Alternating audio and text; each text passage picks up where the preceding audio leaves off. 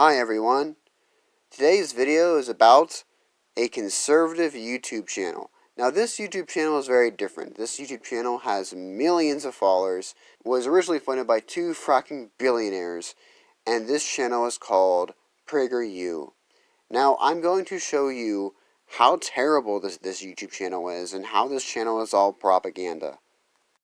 Before I say anything else, I want to make it clear that PragerU is not a real university. It is a YouTube channel. No one can go there and have classes. It is a YouTube channel. I can sum up what PragerU says in less than 60 seconds. PragerU says that capitalism is great and it only fails when it's not capitalist enough. It also says that America is basically perfect, and it also says that men and women are inherently different, therefore men are superior to women. It also says, lastly, that the left is evil. PragerU has a video titled, "Where are the Moderate Muslims?" This video argues that because most Muslims approve of Sharia law, they are not moderate. The video defines what Sharia law is, but the video omits that moderate Muslims have a different view on how to apply Sharia law than the radical Muslims.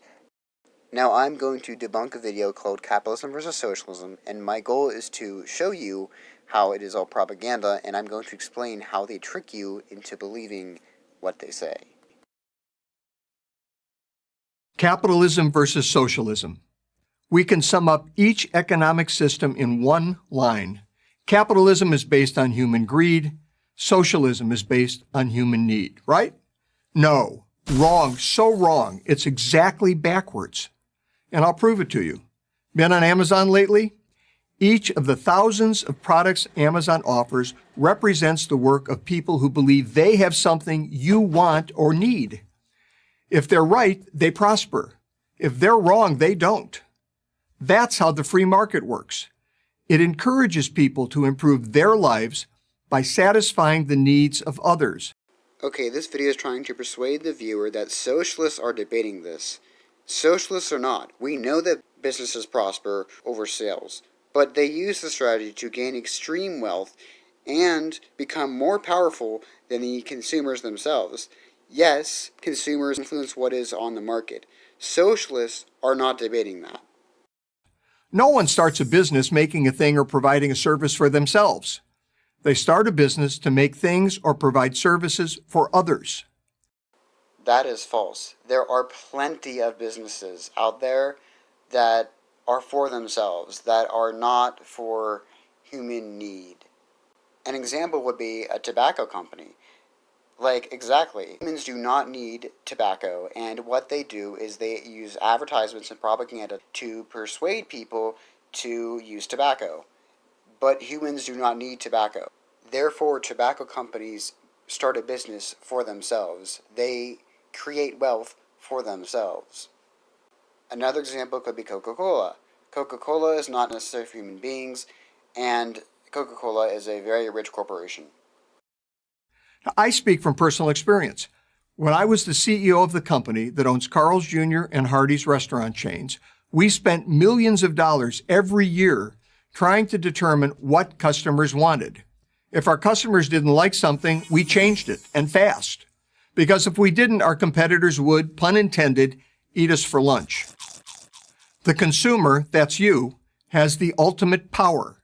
In effect, you vote with every dollar you spend. What he is forgetting to say is that markets would still exist in socialism. In socialism, yes, the consumers would highly influence how the market is done. And in capitalism, no. If the consumers were in power, there would not be these big corporations that are not based around human need ruling over the consumers. In a socialist economy, the government has the ultimate power. Well, clearly this guy does not know what socialism is. Socialism is not when the government has the ultimate power. Socialism is the social ownership of the means of production. So clearly, for the rest of the argument, this guy is not going to have the correct information. He can't give you the correct definition of socialism. Otherwise, his first argument would have nothing to do with what socialism is. If he wanted to give you the correct definition of socialism, he would have not explained how the market works. It decides what you get from a limited supply it decides should exist. Instead of millions of people making millions of decisions about what they want, a few people, government elites, decide what people should have and how much they should pay for it. Government elites? That is what capitalism is. The capitalist class are basically the government elites, and they do decide what prices people are going to pay for it. Like, do people really want to pay $600 for an EpiPen that they need? Like, come on. Some of you may be asking, well, what about supply and demand? Well, if you think about supply and demand, prices go up when something is needed by the public, and prices go down when people are not really needing it or not wanting it. The capitalist class does have a lot of power. They do decide prices, and they do decide who gets what. I mean, think about this. Are poor people, do they have enough money to buy things like buy such necessities? Not surprisingly, they always get it wrong. He's correct.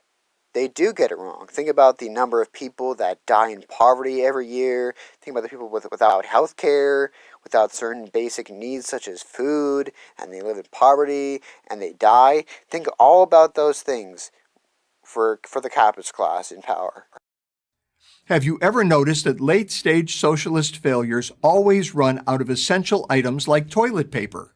Of course, this isn't a problem for those who have the right connections with the right people. Those chosen few get whatever they want. But everyone else is out of luck. Venezuela, once the richest country in South America, is the most recent example of socialism driving a prosperous country into an economic ditch. Opponents of socialism love to mention Venezuela, but they use it as propaganda. The U.S. decided to sanction off Venezuela. Venezuela is failing because of the drop in oil prices and because they're living under an authoritarian government. So that is why. It is not socialism that is failing the country. It is their dictator, and it is the U.S.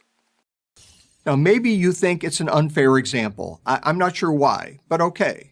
We'll ignore the fact that leftist activists celebrated it as a great socialist success right up until it wasn't. That's not true. The left was suspicious of Chavez's policies in Venezuela. That is a complete lie. The left did not celebrate that. But what about Western European countries? Don't they have socialist economies? People seem pretty happy there. Why can't we have what they have? Free healthcare, free college, stronger unions? Good question, and the answer may surprise you. There are no socialist countries in Western Europe. Most are just as capitalist as the United States. The only difference, and it's a big one, is that they offer more government benefits than the U.S. does. We can argue about the cost of these benefits and the point at which they reduce individual initiative, thus doing more harm than good. Scandinavians have been debating those questions for years. Okay, so right here he's trying to trick you into believing that socialists believe that Europe is socialist, but that is not true. Socialists are aware that Europe is capitalist. We are totally aware that it is a complete trick that he's posing at you. But only a free market capitalist economy can produce the wealth necessary to sustain all of the supposedly free stuff Europeans enjoy. To get the free stuff, after all, you have to create enough wealth to generate enough tax revenue to pay for everything the government gives away.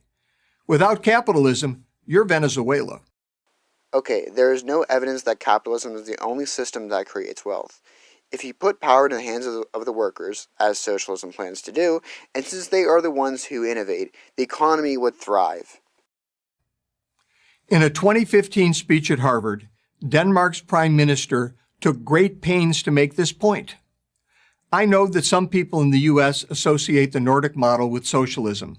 Therefore, I would like to make one thing clear. Denmark is far from a socialist planned economy. Denmark is a market economy. So when you point to Denmark as a paragon of socialism, you're really singing the praises of capitalism. Yes, socialists know that Denmark is not socialist. Socialists are not saying that. When Bernie Sanders points to Denmark's healthcare system, he's pointing out how Denmark's system is a model similar to his. He's also pointing to other countries that treat healthcare as a right. He's not pointing towards socialism. The more capitalism, the less socialism you need. Look at America since 2017.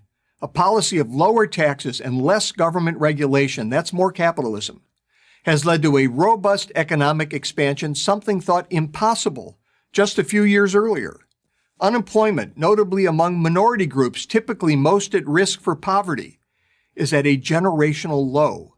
Economic expansion gets people off welfare and into work. That's less socialism. I want you to notice how those graphs are not real graphs. They're fake graphs, and if he really wanted to use real graphs, he couldn't find one for his claim. None of this requires a degree in economics. Common sense is all you need. That's why it's so frustrating to see young people praising socialism and criticizing capitalism. It's bad enough that they're working against their own interests. Better job prospects, better wages, personal freedom. Okay, socialism would create better job prospects. It's going to democratize the workplace. Even though wage labor should be abolished, you would get way better raises and much more power in socialism. And you would gain more freedom in socialism as you're not working under an authoritarian workplace. But they're also working against the interest of the less fortunate. Capitalism leads to economic democracy. Socialism leads to the economic dictatorship of the elite. Always and everywhere. Okay, capitalism does not guarantee an economic democracy. Yeah, you think about all those poor people. Do you think they really chose to live in poverty? Did they really have that choice, or did they get born into poverty, or did they get exploited by the capitalist class? So beware what you ask for. You just might get it. I'm Andy Puzder, the author of The Capitalist Comeback for Prager University. So as I just proved to you, PragerU is propaganda. This specific video explains how the market worked, trying to convince you that is what capitalism is. Gives you a false definition of socialism, explains how Europe is not socialist, and makes a false claim that capitalism is the only way to create wealth. Okay, thanks for watching my video. Do not forget to like and subscribe if you have not done so, and share it with others. Please follow me on Instagram and Twitter, and I'll see you next time. Thank you.